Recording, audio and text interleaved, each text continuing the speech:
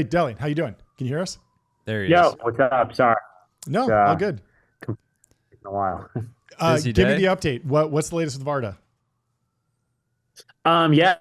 Yeah, brought in a capsule from sort of Mach 25 down onto the sort of Australian desert floor. Nice. Teams out there, going to retrieve the capsule over the course of the next couple hours. It's currently nighttime in Australia. Cool. Yeah, all things sort of looking pretty good. So we're two for two, baby. Nice. What was in the capsule? This time around, it was an Air Force Research Laboratory spectrometer. They're basically staring out of the window of the reentry capsule to basically characterize the plume of the reentry vehicle and compare that to some of the materials that are on board. I'll leave it to the viewer to speculate as to why the Air Force might want to do that in relation to potentially trying to figure out what other vehicles are made of, perhaps ones that they themselves did not make. And we'll leave that exercise up for the viewer. But we're super excited to sort of help out with the maturation of that type of technology and what it means for our country's national security. That's awesome. We got to call Jesse Michaels to get him to speculate. Um, what Yeah, is exactly. what does the cadence look like going forward? Are you just doing what? Do you know when the next one is already? Are there going to be just dozens of these? Give me the kind of next couple Yeah, next week, next week. hopping right back up and getting back to it. So, quick turnaround time, turning this from a, one-off R&D mission to this year, we're planning to have four vehicles Wow. total.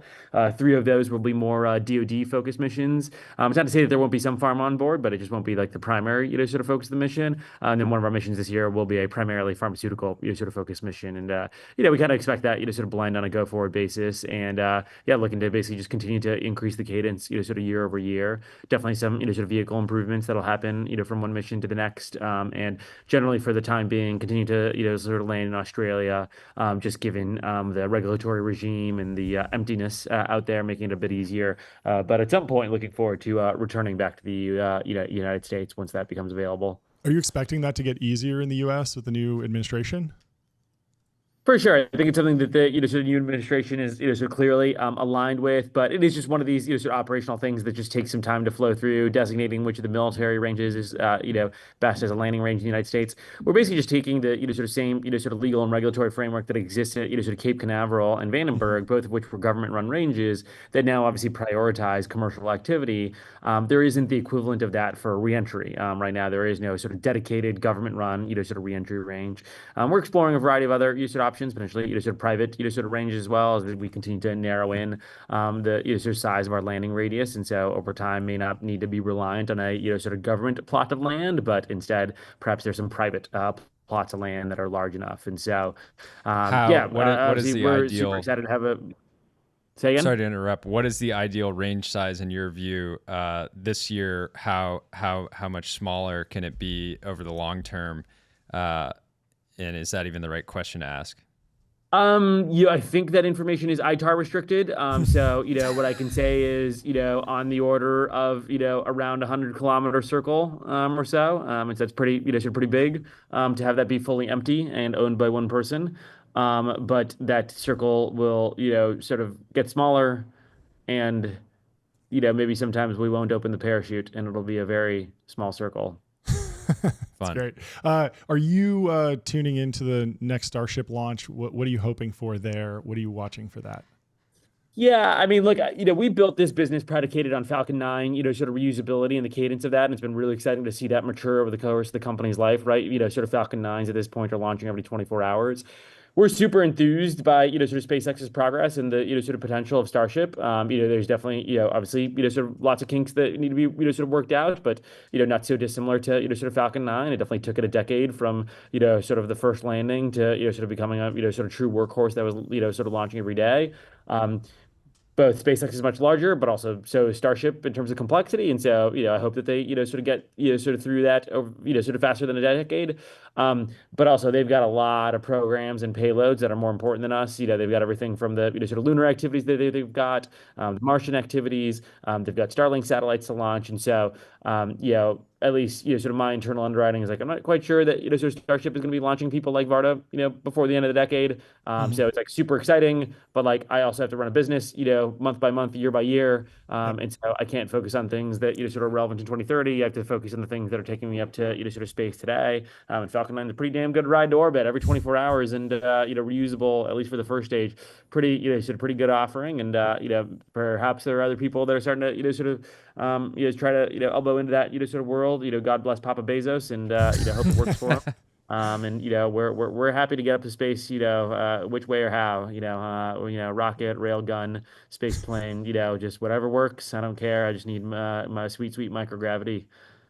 Amazing. Amazing. How big is the company? What roles are you hiring for? What's kind of like the biggest challenge over the next couple years? Yeah, we're about 115 people, basically entirely in the Los Angeles, area. Over the course of the next year, I think there's, sort of two, sort of core areas. One, sort of pharmaceutical, sort of teams definitely, growing. We're, sort of starting to, work on a broader, sort of set of assets. We're, about to open up a new, sort of lab space for the team. And so anybody with a, sort of, formulation, crystal engineering, sort of background, process engineering, the types of things that we do up there, we'd be super thrilled to have. And then, yeah, generally on the aerospace side of things, going from a, sort of, one R&D mission to now 4 flights next year, even more, hopefully, sort of year after, just means obviously we need, a lot more talent on that side of the house. And that's everything from, firmware, software engineers, flight software to, sort of avionics, structures, thermal, mechanisms. And then we're starting to think about, sort of more manufacturing engineering since, we're starting to, I'd say we're early in that transition from, sort of vehicles manually assembled by high-end engineers to starting to introduce, sort of more technicians into the mix and, sort of more automation. It's not to say that we're, going to be looking like a Tesla style, sort of assembly line anytime soon, but, one day need to, sort of start to, sort of look more like that over time. And so, some amount of manufacturing engineering as well. Are there any proposals that you're excited about in the new administration around like the space economy? Any like, oh, if there's one law you could change, what would it be? That type of question. Well, sort of the new administration hasn't talked a lot about the space economy, but it has talked a lot about, sort of space being a potential zone for deterrence for against our adversaries. And so that's definitely something that we think, has a lot of potential. We think we can field something pretty near term there.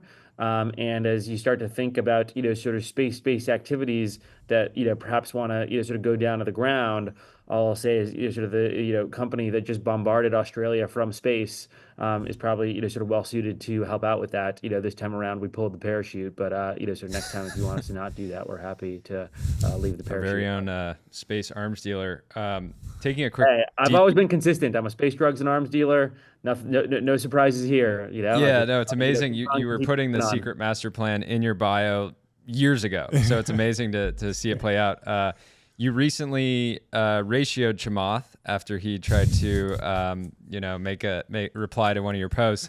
You said you had made, more investments, I think, in the last few months than you had in potentially the last couple years. Where have you been investing? You don't have to speak to specific companies because I'm sure a lot of those rounds haven't been announced, but where are you investing? Obviously just chasing generational founders, but what's most exciting to you in the early stage market today?